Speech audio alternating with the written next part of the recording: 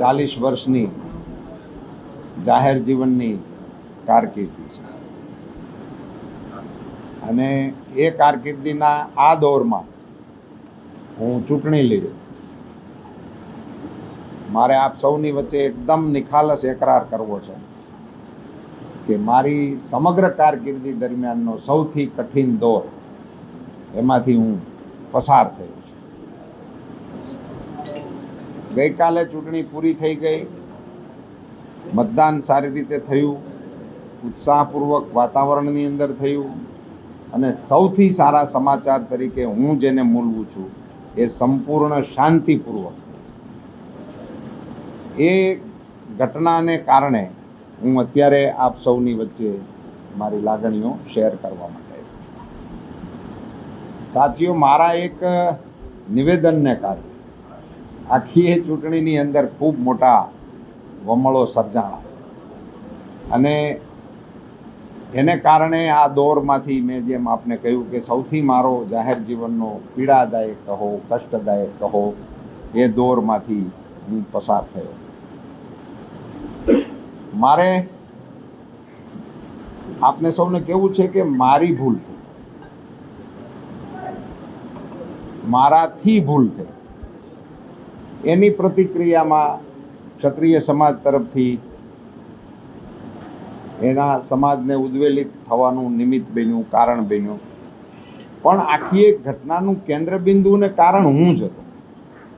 પણ થયું એવું કે અમારી આખી પાર્ટી પણ એમાં લપેટાઈ અને અમારી આખી પાર્ટીને પણ સહન કરવું પડ્યું, જે મારા માટે સૌથી કષ્ટદાયક છે અને ઇન્ડિવિડ્યુઅલ એ બહુ પીડાદાયક બાબત છે. સામાન્ય સંજોગોમાં મારા વક્તવ્યો એ મારી પાર્ટી માટે એસેટ હતા, મારી પાર્ટી માટે એ પ્રોત્સાહક રહેતા હોય. એને બદલે હું જ્યારે કેન્ડિડેટ હોઉં ત્યારનું મારું એક વક્તવ્ય એ સમગ્ર પાર્ટીને દ્વિધામાં મૂકનારું થયું, મુશ્કેલીમાં મૂકનારું થયું. એનો પણ હું એકરાર કરું છું અને એની સઘળી જવાબદારી મારી છે એમ હું બહુ સ્પષ્ટપણે આપ સૌની વચ્ચે સ્વીકાર કરું છું. પાર્ટીના અમારા પ્રમુખ તરીકે CR પાટીલ સાહેબે પણ દિલગીરી વ્યક્ત કરેલી. એમણે પણ બધાની સાથે પ્રયાસો કરીને જે કંઈ કરવા જેવું હતું એ બધું કરતા જ હતા, પણ એનું નિમિત્ત માત્ર મારે આપ સૌને એ કહેવું છે કે હવે હું માણસ છું, તો માણસ માત્ર ભૂલને પાત્ર. અને મેં તો તે વખતે પણ સહજથી, જેવી ક્ષત્રિય સમાજમાંથી હજી તો યુનાઇટેડ વેમાંય નહોતું અને 1 to 1 જે લોકોના મને ફોનો આવતા હતા, તરત જ મેં તો કહ્યું હતું, કારણ કે મારા મનમાં કશું હતું નહીં એટલે મેં દિલગીરી વ્યક્ત કરી દીધી હતી, માફી માગી લીધી હતી અને આગળ જતાં સમાજની વચ્ચે જઈને પણ મેં, અને એ વખતે પણ આપ બધા સાક્ષી હતા, એ વખતે પણ મેં માફી માગી હતી. હવે જ્યારે મતદાનની પ્રક્રિયા પૂરી થઈ છે અને હવે મતવાળો વિષય કાંઈ છે નહીં, હવે રાજનીતિવાળો વિષય પણ જે છે નહીં, કારણ કે ચૂંટણી હોય ને એટલે પછી બધું એમાં અંદર આવી શકે, એ આપણને બધાને ખ્યાલ છે. એટલે એમાંય હું તો કંઈ બહુ જવાના મતનો છું નહીં. હવે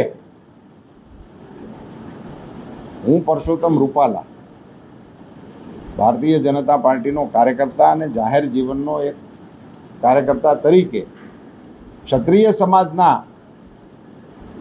જે લોકોની લાગણી દુભાણી હતી અને મેં ત્યારે માફી માંગી હતી, એનો એક ભાવાર્થ એવો પણ નીકળતો હોય કે હવે ચૂંટણી છે તો ફરજિયાત છે કે આવું કંઈક કરીને એમાંથી રસ્તો કાઢવા માટેનો પ્રયાસ કરે ને એ પણ સ્વાભાવિક છે. આજે હું નમ્રતાપૂર્વક માફી માગું છું, સમગ્ર ક્ષત્રિય સમાજની માફી માગું છું, ક્ષત્રિય સમાજની અમારી માતૃશક્તિને પણ વિનંતી કરું છું અને ક્ષત્રિય સમાજને કહું છું કે ઔદાર્ય એ ક્ષત્રિય સમાજનું ભૂષણ છે. હવે આજે રાજનીતિ પ્રેરિત આ મારું નિવેદન નથી.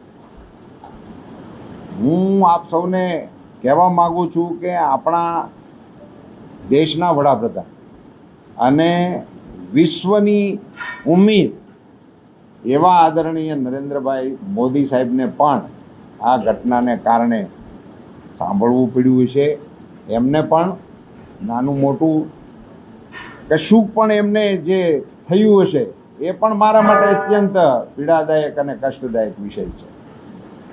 તો ફરીથી હું આપ સૌના માધ્યમથી એક નમ્રતાપૂર્વક મારી માફીને પ્રસ્તુત કરીને ક્ષત્રિય સમાજને આહ્વાન કરવાના મતનો છું, વિનંતી કરવાના મતનો છું કે રાષ્ટ્ર જ્યારે વિકસિત ભારત બનવાના લક્ષ્ય તરફ આગળ વધી રહ્યું હોય ત્યારે એમાં મારી ભૂલને નિમિત્ત બનીને આખા સમાજને કોઈ પણ પ્રકારની અન્ય બાબતોથી એ સમાજ માટે કશું કહેવાનું ઇતિહાસને મન થાય એવી બાબતોથી પર રહી અને ક્ષત્રિય સમાજ રાષ્ટ્રના વિકાસની આ કેડીની અંદર અગ્રેસર ભૂમિકા ભજવવા માટે આગળ વધે એવું નમ્ર નિવેદન, નમ્ર અપીલ આપ સૌના માધ્યમથી હું કરવાના મતનો છું.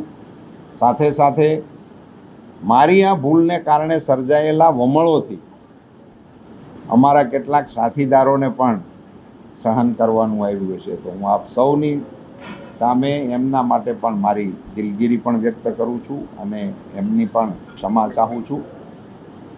આપ સૌને મારો નમ્ર અનુરોધ છે કે આપ સૌએ આ મારા કઠિન દોરની અંદર જે પ્રકારે મને સાથ અને સહકાર આપ્યો છે હું એની પ્રશંસા કરું છું.